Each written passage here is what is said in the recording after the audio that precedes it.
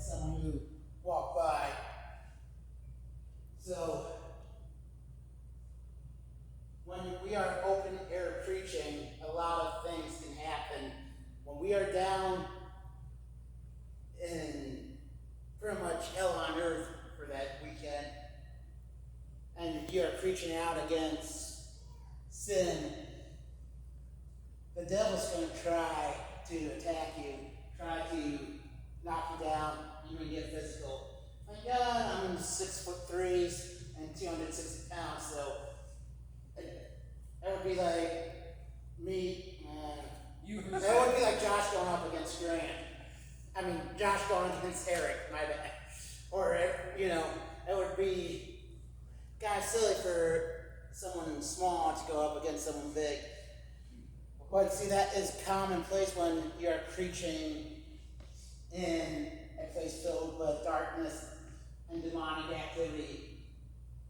The video doesn't show it, but within earshot, there were psychics and tarot card readers and horoscope readers and palm readers and, the workers of witchcraft within earshot. And I'm sure they were probably trying to curse me, but, greater is he who lives in me than he who lives in the world. And, no weapon formed against me shall prosper. So this is one form of evangelism. It's one of my favorite ways. Not everyone is gifted in getting on a microphone and preaching the gospel to the dark world, but some people are, and I don't know how many people are here. That's a gifting that not many people have, and it is a very tough and burdensome gifting because as an evangelist, especially when you start walking out in your calling, it's a very lonely calling. It's a very lonely thing because how many Christians want to be in the face of darkness, witchcraft, and evil, preaching against what the theme of the party was, and preaching the gospel and getting yelled at? Not too many. And I heard a lot from different believers too about evangelists are not mature, or why do they have to go out and preach in the streets? Because the burden is so heavy. When you have the evangelist calling, you realize that the world is perishing and time is running out, and you want them to come into the realization of the grace that is Jesus Christ. You get hungry and you want to reach the masses. And that's one reason why I love doing open air street preaching, because you can reach a lot of people in a short amount of time.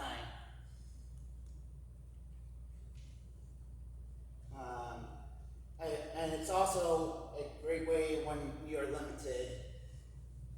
We've done a couple different outreaches like this. When I lived up in New York, we went to Buffalo Bills games, Sabres games, etc., and open air preach. And we reached probably, I don't know how many people, a lot, thousands upon thousands, because a lot of people go to Bills games. When on this trip, we were able to pray over 100 some odd different people. 3 salvations happened. God was moving. We actually met either Jesus or an archangel down there, just because we were faithful and wanted to go out and preach the gospel. There's another way of evangelizing, which I failed to bring these with me, but has anyone seen a gospel tract? Those things are useful and powerful when used in the right setting. Corbin and I have a pastor friend who once was a waitress, and when she served this Christian couple, all they left was a gospel tract and didn't leave them a tip. Didn't leave her a tip. Now that's the wrong way to evangelize. If you are going around passing out tracts, make sure you are doing it out of love. And if you are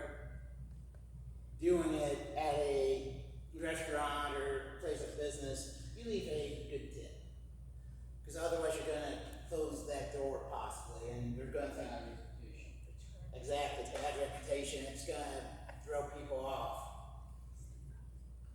Then there is also,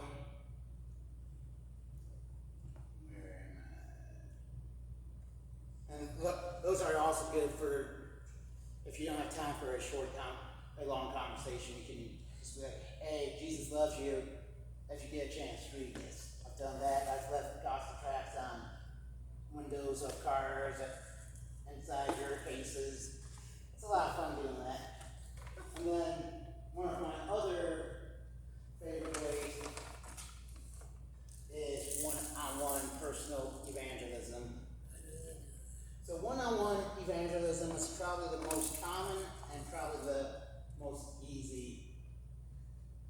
It happens when you get together with your friends on a weekly basis, or however long you hang out with your friends, and actually have a chance to share the gospel if they're unsaved, and talk about Jesus and talk about what he's done in your life. During one-on-one too, it can be simply going out to Walmart and asking people if you can pray over them. I know Oz and a couple other people here have a Hug and Heal evangelism outreach ministry where they just go out and ask people, "Hey, do you need any prayer? Would you like a hug?" That's another way of spreading Christ's love through evangelism.